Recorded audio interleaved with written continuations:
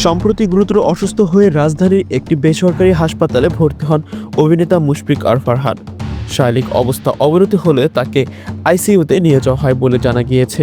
তবে বর্তমানে সংখ্যামুক্ত রয়েছে এই অভিনেতা। তাকে হাসপাতালের এইচডিইউতে ভর্তি করা হয়েছে। এখন কথা বলতে পারছেন তিনি।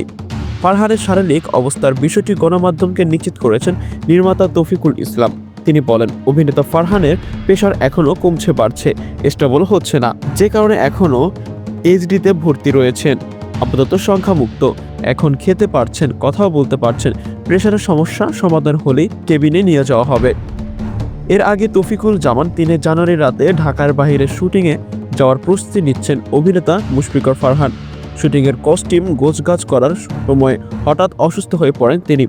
দ্রুততার সঙ্গে রাতেই তাকে ঢাকার একটি বেসরকারি হাসপাতালে এইচডিইউতে ভর্তি করা হয়। সেই সময় এই অভিনেতার প্রেশার 50 থেকে 60-এ নেমে এসেছিল।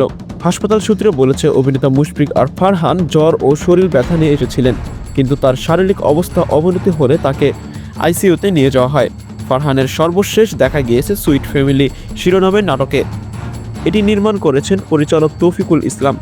ফারহানের সঙ্গে অভিনয় করেছেন অর্চিতা এসপোসিয়া। নতুন বছরের শুরুতেই মুক্তি পায় নাটকটি।